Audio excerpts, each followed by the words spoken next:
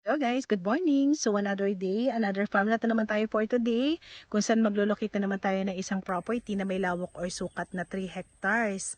Si property po ay located dito sa Tagkawayan, Quezon. Ayan, so as you can see, napakaraming niyog nung property na bibisitahin natin for today. Ano po? Dito pa lang sa may pinakabungad, ang dami na talagang sagana sa niyog. Papasok na tayo agad-agad kay property, pero bago tayo mag-ikot, siyempre pa as always, paki-like, paki-share and subscribe sa ating YouTube channel, and then paki-pindot na din po yung ating notification bell para lagi po kayong updated sa mga properties na iba-vlog natin. So let's go, lakad na tayo. Si property po ay may sariling bakod na. Kung mapapansin nyo po, itong part na to, yan, nakikita nyo na po yung mga bob wire dyan. So hindi na tayo maliligaw kung saan yung pinaka-boundary natin to another property. Bali si property din po ay from National Road. Meron po tayong 1 kilometer papasok dito na makikita po agad natin yung ating bahay na yun or barangay hall ano po.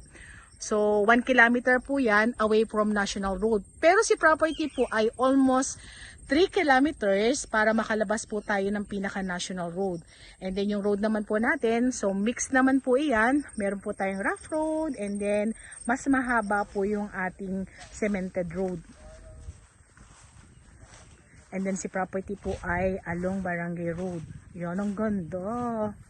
Grabe.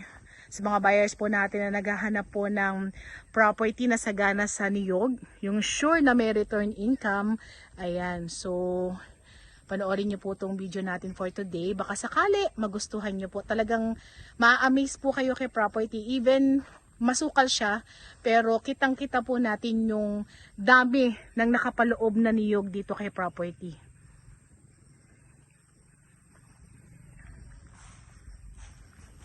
Yan, kasama na po yung parang kubo na yan. Ano po?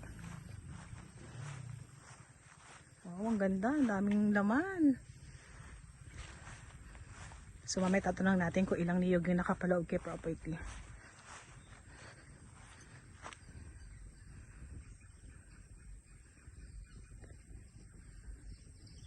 Lakad pa rin tayo. Medyo makulimlim kaya caring-carry natin ikutin si property. And then bukod doon, napansin ko doon sa pinaka tayo ng lupa niya, very smooth lang. So hindi naman siya 100% flat, pero yung property is parang umaalon lang. So kahit mabilis yung lakad natin, hindi tayo hinihingal kasi napaka-gradual nung pagka-slope niya. So meron din tayo mga nakatanim dito na ilang puno ng kalamansi. So may napansin ako. And then bukod dun sa mga namumungang mga niyog, may napansin din ako na bagong mga tanim.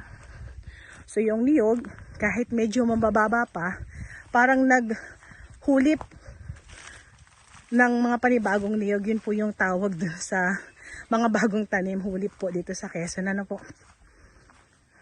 Ayan o. Ganito kaganda si property. Konting linis lang. Pero ayan, kitang-kita natin ang daming niyog.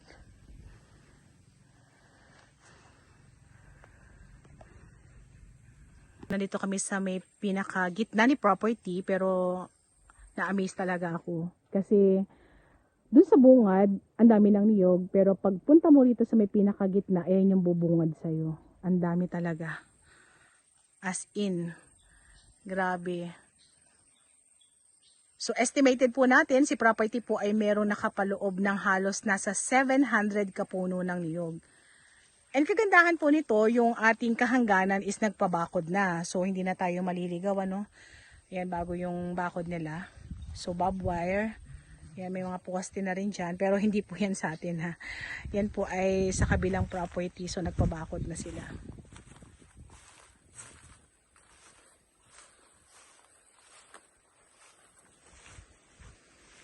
At ang kagandahan dito sa property na to, buhay po ang may-ari. And then, tayo po ay TCT title. So, wala tayong magiging problema sa documents. And then, kagandahan din po is updated po ang kanilang buwisan o amilyar. So, yan yung mga kagandahan sa ganitong property. Madali nating maitatransfer dun sa mga bagong makakabili. Ano po? Yan, ang ganda pa rin. Kahit saang part ka pumunta, dito kay property, is puno pa rin talaga siya ng niyog.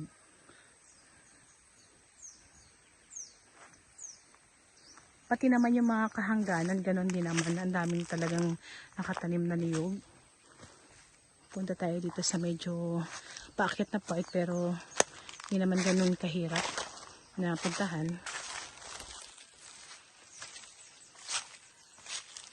Konting hawan lang kay property. Ang ganda nito. Panalo po yung makakabili nito, promise.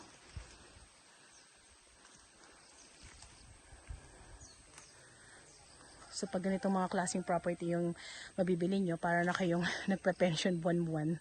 So may sure return income. So bumaba at tumaas ang niyog, wala kang lugi dito.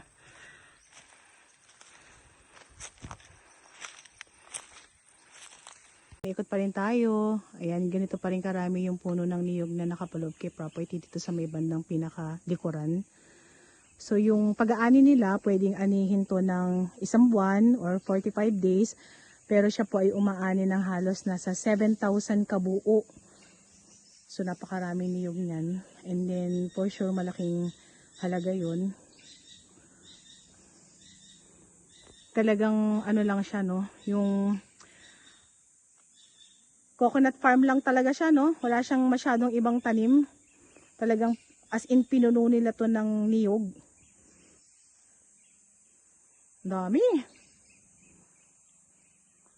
Yan, kung titingnan nyo po, ayan. Sa isang puno, ganyan po karami yung bunga ng niyog. Ayan, ganyan.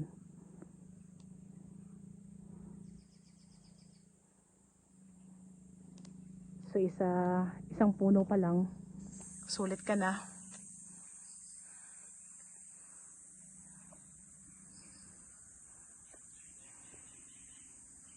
Yan, ikot pa rin tayo. Bali, nasa left side naman po tayo ni property.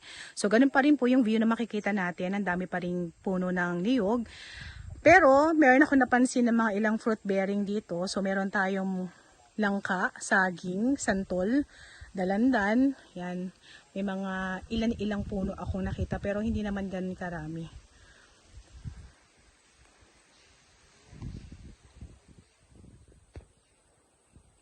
Tayo po ay nasa 17 kilometers away from town proper ng.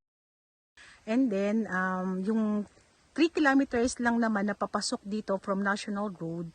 Yun lang naman po ang mix po. Ano po, ulitin ko lang. So meron tayong cemented road and then may rough road tayo. Pero ang kagandahan po nito, mas mahaba po yung cemented road natin kaysa dun sa mga dinaanan nating rough road. So talagang safe na safe po yung ating travel. And then kagandahan nito, wala tayong masyadong susuunging mga putik. So safe po yung ating sasakyan.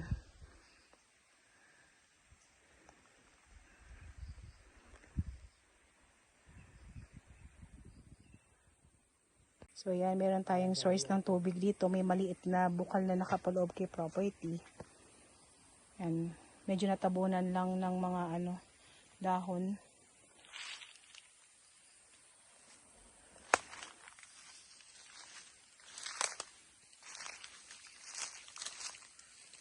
Dami talagang niyog, ano? Grabe.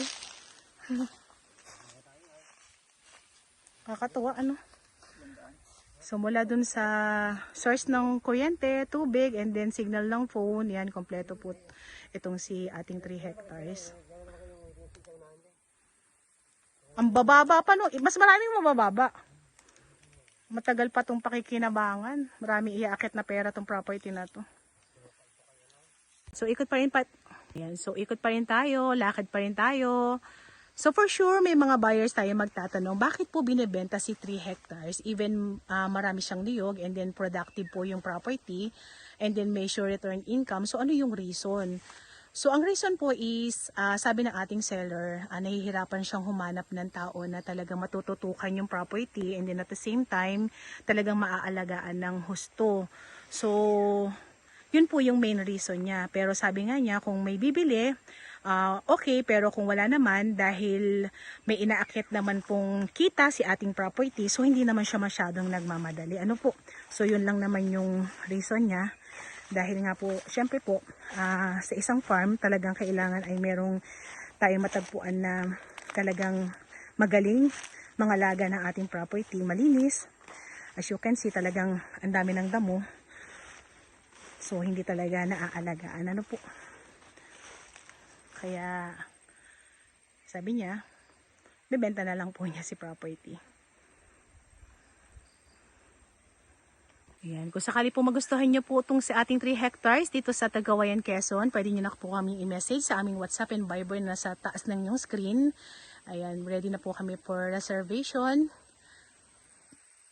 And then about naman po dun sa price ng ating property, si property po ibinebenta sa halagang 3 million. So worth it naman, I think naman po yung pricing nila kasi talaga naman sobrang dami ng niyog. So bawing-bawi po ang makakabili dito.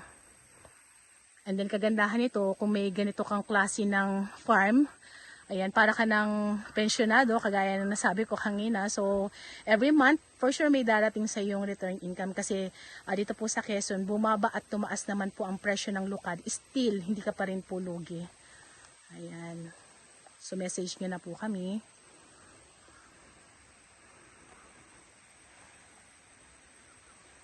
So, si property po ay nasukat na, so pwede naman po hindi kayo magpasukat. And then about naman po sa sasagutin ng ating seller at buyer, ang sagot po ng ating buyer is transfer, and then ang ating deed of sale, ano po. And then also yung ating capital gain tax kasi nga po ay nagneneto po ang ating seller.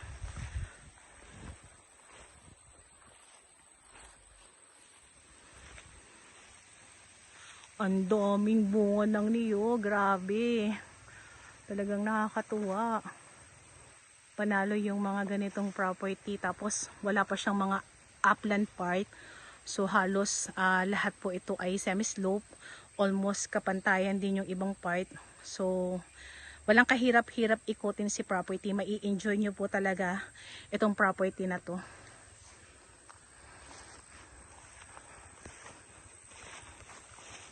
Ayan, so ikot pa rin tayo, bali bumalik tayo dito sa may pinakaunahan ni property. So ayan, ganun pa rin yung view natin. Ang daming kawayan din sa part na yon. And then dito sa part na to talagang grabe, sobrang dami ng niyog.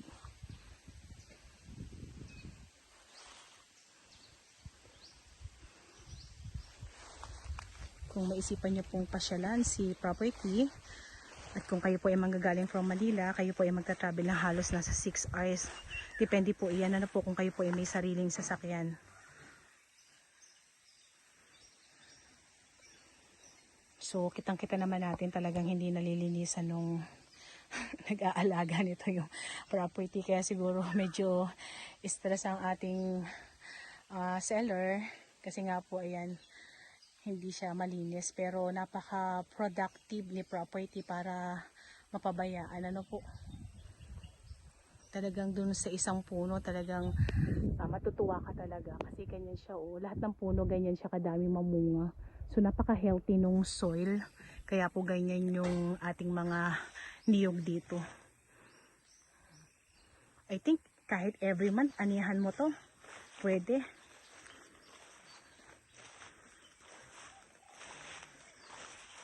Nakakatuwa.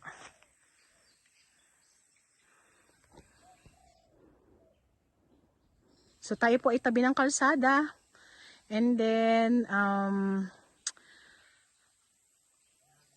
sa kabuuan po, napakaganda po ni property. Bet na bet ko yung property, promise. 10 out of 10 po ito sa akin. Ganda. Ayan, papalabas na tayo kay property. Bali doon tayo galing. And then ayan, labas na tayo. So isang magandang property na naman yung na-visit natin for today. Even sabi ko nga po masukal siya pero angat na angat yung mga niyog niya and kitang-kita po kung gaano kadami yung niyog na nakatanim kay property. So sa mga makakabili nito, masasabi ko na panalo po kayo dito sa property na to. And by the way, it's me again, Olive, dito po sa Greenfield Realty. So, message nyo na po kami. Ayan. And then sa mga patuloy na nag-a-avail sa amin ng mga farm and then mga subdivided lots. Thank you po. Ano po?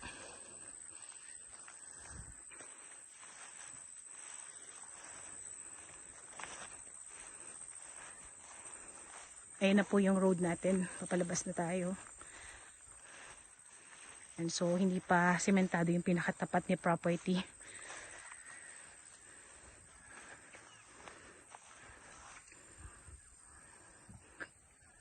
Thank you for watching.